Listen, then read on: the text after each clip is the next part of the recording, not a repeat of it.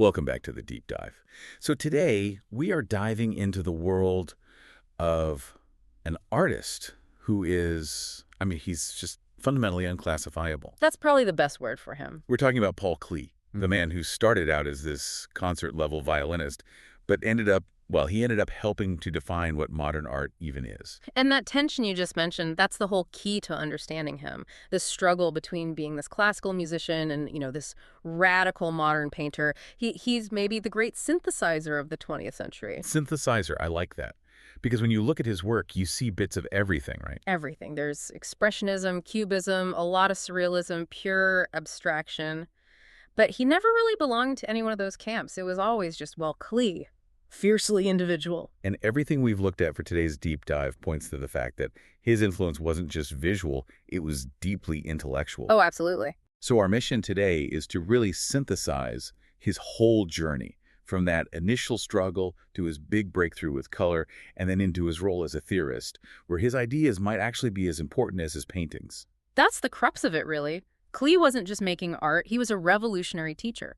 His lectures, especially from his time at the Bauhaus, they were later published as the Paul Klee notebooks, and they're just essential. Essential is maybe an understatement. We're talking about a body of theory that a lot of art historians put on the same level for the 20th century as Leonardo da Vinci's A Treatise on Painting was for the Renaissance. It's not an exaggeration. That's how foundational it is. Da Vinci basically gave artists a scientific roadmap for how to reproduce the world you can see. Right. Klee, on the other hand, gave them a kind of philosophical toolkit for making the unseen visible. The processes, the energies, it's a completely different way of thinking about what art is for. Okay, so let's try to get our arms around this body of work.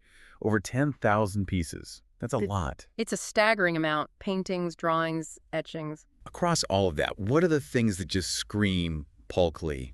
It's often a mix of opposites. You've got this very dry, almost sarcastic humor. Right, the absurdity. Exactly. And then you have that famous childlike perspective, which, isn't him being naive. It's a very deliberate choice, a kind of simplified line he uses to ask these really complex philosophical questions. And that simplicity is what lets him weave in all his personal moods, his kind of esoteric beliefs, and of course his musicality. It all comes back to the music. He's literally composing on the canvas, creating visual harmony, visual dissonance. To give everyone a mental picture, maybe we should mention a few of the big ones right off the bat. Good idea. You've probably seen Angelus Novus from 1920. It's this haunting image of an angel. The one Walter Benjamin bought and wrote about so famously. That's the one.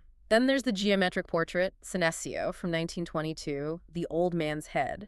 It's so abstract, but also so full of emotion. And my personal favorite, The Twittering Machine, also 1922.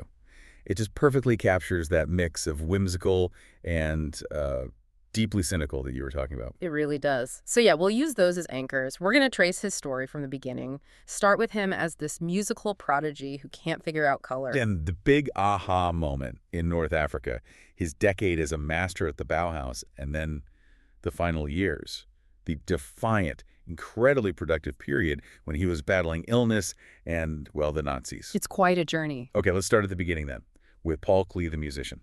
The music is everything at first. He was born in 1879 near Bern in Switzerland, into a house that was just saturated with music. His parents were musicians. Both professionals. His father, Hans Wilhelm Klee, was a German music teacher, and his mother, Ida Marie, was a Swiss singer. In that house, art was music. It was the family business. And he was good. Really good. He was a prodigy. He started violin at age 7 and by 11 years old. He was so skilled, he was invited to play as an extraordinary member of the Bern Music Association. So he was basically playing professionally with adults as a preteen. He had a whole career path laid out for him, which makes his decision to pivot to visual arts in his teens so dramatic. It sounds like an act of rebellion. It was, partly, but it was also philosophical. He absolutely loved the classics, Bach, Mozart, the structure of 18th and 19th century music, but he looked at the modern music being made at the time and he felt it lacked meaning. So he felt like music's best days were behind it. In a way, yeah. He wrote that he didn't find the idea of creating music attractive in view of the decline in the history of musical achievement. He felt trapped by its history. But with art, he saw an open field. Exactly. A place where he could be a pioneer instead of just following a tradition. So he chooses this radical freedom over a safe, predictable career. And that tells you a lot about him right there. So that freedom leads him to Munich, to the Academy of Fine Arts in '98. And he finds he's good at one thing right away. Drawing. He was a natural, a magnificent draftsman. His skill with line was just innate. But then we get to the big problem, the great struggle of his early life. Dollar. He just couldn't get it. He was brutally honest about it. He wrote in his journal that he had no natural color sense. And it wasn't a small thing for him. It was a huge artistic crisis. At one point, he writes that he realized he probably would never learn to paint. It's just wild to hear that, knowing the work he would eventually create. It shows that even geniuses have these huge blind spots they have to work through. And that struggle gets even worse when he takes a trip to Italy around 1901. He sees the light, the colors of the masters, and he's just overwhelmed. But he can't do it himself. No, he knows it's important. He writes that a long struggle lies in store for me in this field of color. Because for him, color wasn't just pigment. It represented, and this is a quote, optimism and nobility in art. And his own work at this point was very much not that. Not at all. His early work is all black and white. It's satirical, pessimistic, even grotesque. So he poured all that drafting skill and that dry wit into graphic arts, like etching. Yeah. Exactly. You see it perfectly in his first exhibited works, a cycle of 11 etchings called The Inventions from around 1903 to 1905. And he called them surrealistic outposts, which is fascinating because that's decades before Surrealism was even a movement. Right. He was tapping into that same interest in the absurd, the grotesque, the way you can distort reality to show a deeper, uglier truth about society. He was reading these satirical poets like Alfred Jarry. Can you give us an example? Oh, the best one is two men supposing the other to be in a higher position. What a title. It's brilliant. It shows these two naked, distorted figures. Some people think they're supposed to be Emperor Wilhelm II and Franz Joseph I, and they're just bowing and scraping to each other. All right. Because without their uniforms, their insignia, all the outward signs of power are gone. They're trapped in this endless loop of social anxiety, assuming the other guy is more important. It's a perfect takedown of political posturing. Classically. But he was also experimenting with materials even then, right? Not just etching. Yes, he developed this really interesting technique called verre et glamise. Reverse painting on glass. Sort of. He would coat a pane of glass with black paint and then use a needle to scratch the drawing into the paint from behind. So the image is created by removing the darkness. It sounds incredibly delicate. It is. It creates this very fine, almost ethereal line. He made 57 of them, including a really striking portrait of his father. But even with all this experimentation, his career was just not taking off. And real life was setting in. He married a pianist, Lily Stumpf, in 1906. And Lily was really the breadwinner. She taught piano lessons, she performed, she paid the bills. Klee, meanwhile, was the house husband. He took care of the home, tended to his art, and he even tried to become a magazine illustrator, but that didn't work out. So we have this picture of a future master just struggling, doing chores, writing music reviews to make a little money, and just feeling stuck. He was completely stuck. He knew he was a great draftsman, but he didn't have the recognition and, more importantly, he didn't have the vocabulary of color. He needed a breakthrough. And that breakthrough starts to happen around 1911. Yes. 1911 is when his world finally starts to open up. He gets connected with the heart of the German avant-garde. Der Blaureiter, the Blue Rider group. Exactly. He meets Wassily Kandinsky and Franz Marc, and he's immediately brought into their circle. This is his intellectual home. Finally, he's found people who are thinking about art, about spirituality and color in the same way he wants to. And yet, there's a real irony here. When he participates in the second Blue Rider exhibition in 1912, he's still the black and white guy. His 17 pieces are in a section literally called Schwarz-Weiß. Black-white. He's at the party, but he's not quite on the dance floor yet. A perfect way to put it. The ideas were sinking in, though. He goes to Paris in 1912 and sees the Cubists, and especially the work of Robert Delaunay. Who is all about pure painting. Right. Using bold color as the structure itself, not just as something you use to fill in a drawing. And Klee was inspired, but he was still hesitant. He knew he still had a long struggle ahead. He needed something more than just an idea. He needed a shock to the system. And that shock arrives in the spring of 1914. The trip to Tunisia with Auguste Mack and Louis Morier. This is, without a doubt, the single most important event in his artistic life. It was the light, wasn't it? It was the light, the sheer intensity of the North African sun, the vibrancy of the colors in the markets and the architecture. It just broke through 12 years of struggle in an instant. And he documented that moment in his journal with what has to be his most famous quote. It's incredible. He writes, "Color has taken possession of me. No longer do I have to chase after it. I know that it has hold of me forever. Color and I are one. I am a painter." I am a painter. After all those years of doubt, it sounds like a religious conversion. It absolutely was, and it immediately changed how he worked. He completely abandoned trying to be faithful to nature. He wasn't painting what Tunisia looked like. He was painting what it felt like. And this is where the musician and the painter finally become one person. 100%. He develops this new method where he uses colored rectangles or blocks as his basic unit. Like a musical note. Exactly like a musical note. He starts combining these color blocks to create visual harmony, using complementary colors, or even creating dissonance with clashing colors. The whole painting is structured like a musical composition. Complete synthesis.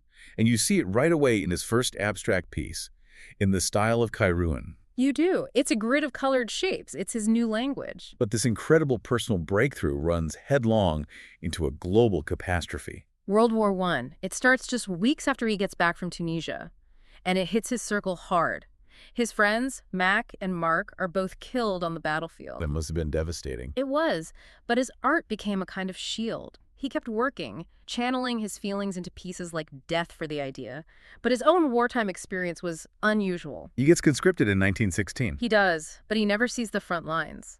First, he's assigned to paint camouflage on aircraft. Which is strangely poetic, isn't it? An artist obsessed with color and illusion. It really is. But his luckiest break was getting transferred to a clerk's job for the treasurer at a flying school. It was boring, but it was safe. And crucially, it allowed him to get a small room outside the barracks where he could just keep painting. Unbelievable. So he's a soldier by day and a revolutionary artist by night. Pretty much. And he creates some of his most complex work during this time. A piece like Ab Ovo from 1917, he's using watercolor on gauze, on paper, over a chalk ground, creating these incredibly rich textures. And people were noticing. The art market actually starts responding while he's still in the army. It's amazing. By 1917, critics are already calling him the best of the new German artists. His career just explodes. In the middle of a war, he goes from a struggling artist to an acclaimed master. And that acclaim is what propels him straight into his next and maybe most influential role, the master at the Bauhaus. His career as a teacher really takes off right after the war. He gets a big contract with a dealer, Hans Goltz, and has a huge successful retrospective in 1920 with over 300 works. So he's a big name now. A desirable hire for a radical new school like the Bauhaus. Exactly. He joins the faculty in January 1921 and stays for a decade. He's a form master, teaching in the bookbinding, stained glass, and mural workshops. He's all over the place. And he loved the intellectual energy there, right? He said he approved of the forces competing one with the other if the result is achievement. He thrived on it. And it helped that his old friend Kandinsky joined the staff in 1922. They were the two theoretical pillars of the school. Which brings us back to those legendary notebooks. Okay, so what makes them so revolutionary? What was he actually teaching that was so different? Well, he wasn't just teaching students how to make art. He was teaching them how to think about the process of creation itself. He wanted to make the forces that generate form visible. Forces? Like what? Physics? Sort of, yeah. Kinetic energy, the way a line moves, the way a plane expands. He used this famous analogy of a tree. He'd say the roots of the tree are the unseen laws of nature and geometry. The trunk is the artist who channels those laws. And the crown, the leaves and branches, that's the finished work of art. So don't just copy the crown. Understand the roots. Exactly. He taught that a line isn't static. A line, he said, is a point going for a walk. It has energy, it has a story, it's a whole philosophy of creation. And while he's developing these theories, he's also trying to get the work seen internationally. Right, that's Die Blau Vier, the Blue Four. In 1923, he forms this group with Kandinsky, Feininger, and Jelinsky. It was basically a marketing collective to get their work exhibited in the United States. And it worked. His reputation just exploded. Yeah. The French surrealists in Paris absolutely loved him. Why did he connect so much with them? They were drawn to his dreamlike quality, what they called his partially morbid motifs. His work looked like it came directly from the subconscious, like automatic writing in visual form. And that brings us back to Angelus Novus. The angel of history. The philosopher Walter Benjamin buys this little drawing and writes this incredible interpretation of it. That the angel is looking at the past, seeing only a pile of rubble, while a storm from paradise, which we call progress, is blowing him helplessly into the future. That's a heavy interpretation for what looks like a child's drawing. And that's Klee's genius. He packs these huge, tragic ideas into simple lines. You see it again in the twittering machine. Which looks so charming and whimsical on the surface. Right. It's 4 little birds on a wire attached to a crank. But if you look closer, it's actually a pretty sharp critique of technology. How so? The birds aren't singing freely. They're being forced to twitter by the machine. Their natural song has been mechanized. He's commenting on how technology can strip living things of their freedom, of their self-determination. So he's using this simple visual language to talk about really complex adult ideas. Always. And he's perfecting it throughout the 20s with masterpieces like Main Road and Byways in 1929, which is just this stunningly complex geometric landscape. He also creates his biggest, most ambitious work around this time, after a trip to Egypt. Ad Parnassum from 1932. It's considered his masterpiece, and it's huge, for him at least. It's the culmination of everything he's been teaching and thinking about. Absolutely. The title refers to Mount Parnassus, home of the Muses. The image is a pyramid with a sun above it, and the way he built it is just incredible. It's not painted with brushstrokes, is it? No, it's constructed from thousands of tiny, individually stamped dots of paint. It's his take on pointillism. It shimmers. It's a work that synthesizes color theory, geometry, music, mythology, everything. It's the peak. The absolute peak of his time as a master theorist in a stable, acclaimed position in Germany. But just as he hits that peak, the world falls apart. The change is brutal, and it is sudden. Klee leads the Bauhaus in 1931 and is teaching at the Dusseldorf Academy. But by 1933, the Nazi regime is in power, and their war on modern art begins. And Klee is a major target. An immediate one. A Nazi newspaper attacks him, calling him a typical Galician Jew, which is a complete fabrication, but it didn't matter. He was fired from his job. Fired in April 1933. And then the Gestapo searched his home. This man who had served Germany in World War I was now an enemy of the state. And he responded to that with a painting, struck from the list. A devastating self-portrait. It's dark, abstract. His eyes are closed, his lips are sealed, and on the back of the figure's head, he painted a large black X. He's literally been crossed off. Rejected by the country he called home, he and his family had no choice. They fled to Switzerland later that year. But the persecution continues even after he's gone. Oh, yes. In 1937, 17 of his paintings are put in the infamous Degenerate Art exhibition. And then the Nazis seize over 100 of his works from German museums. And that's not just history. Some of those restitution cases for looted art are still ongoing today. It's a wound that hasn't fully healed. And on top of this political catastrophe, he's hit with a huge personal one. He starts to get sick. This is when he develops scleroderma. Yes. It's a terrible autoimmune disease that hardens your body's connective tissues. It was incredibly painful. It made it hard for him to even swallow, let alone hold a brush. And it just crushed his creative output. It did. In 1936, a man who usually made hundreds of works a year, he produced only 25 pictures. The silence is deafening. But somehow he comes back from it. He does. Friends like Kandinsky and Picasso visit, which lifts his spirits. And what happens next is one of the most incredible stories of defiance in art history. He starts working again. He doesn't just start working again. In 1939, despite the pain, despite the political darkness, he creates over 1,200 works. It's the most productive year of his entire life. That's just staggering. And his style changes again, doesn't it? It becomes simpler, bolder. The lines are heavier, more like calligraphy. The blocks of color are bigger. It's a style that reflects his mood, which could swing from deep pessimism to a kind of cautious optimism. And his themes become very direct. He's dealing with his own fate and the fate of the world. You see it in a piece like Revolution of the Viaducts. It's an anti-fascist painting where the arches of a bridge are literally breaking away, refusing to be linked together in a chain. It's architecture as rebellion. And then there are the works about mortality. Death and Fire from 1940 is the most direct. He actually embeds the German word for death, Tod, into the figure's face. The T is the nose, the O and D are the eyes and mouth. He's staring right at it. In his last months, he drew angels, 50 of them. A final exploration. He died on June 29, 1940. And there's one last terrible irony to his story. His citizenship. He was born in Switzerland, but he had German citizenship through his father. When he fled Germany, he applied to become a Swiss citizen. But the Swiss authorities dragged their feet. They thought his art was too revolutionary, too degenerate. You're kidding. His application was finally approved 6 days after he died. Unbelievable. He was rejected by his home country until it was too late. But his legacy was secure. His epitaph, which he chose himself, says it all.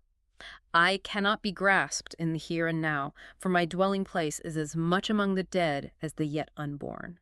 Let's talk a bit more about that legacy. He had this unique visual language, this pictorial writing. Bilderschrift, yeah. He was also a poet, and he would weave lines from his poems, or just letters, directly into his paintings. The text and the image became one thing. Which is basically concrete poetry, decades before it was a thing. He was so ahead of his time. And then there's my favorite part of his legacy. The hand puppets. Hand puppets, Yeah. yes. He made 50 of them for his son Felix out of things he found around the house bones, matchboxes, bits of wool. They're these wonderfully weird, grotesque little sculptures. It shows you the playfulness that was always there alongside the deep theory.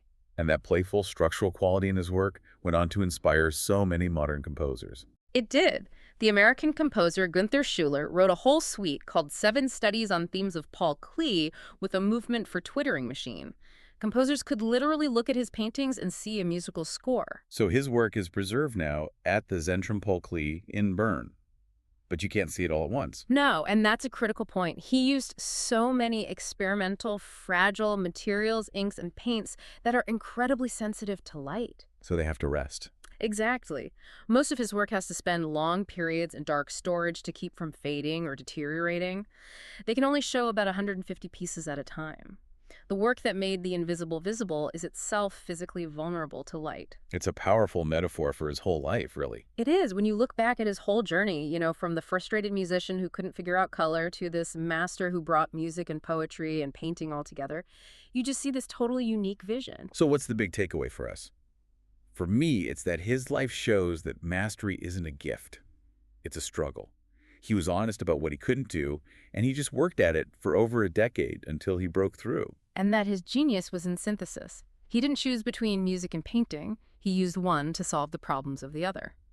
Which brings us to a final thought for you to take away, and it comes from Klee himself. He famously wrote, "Art does not reproduce the visible, rather it makes visible." So think about that. He used his simple, childlike style not to show you what a bridge looks like, but to make the idea of rebellion visible.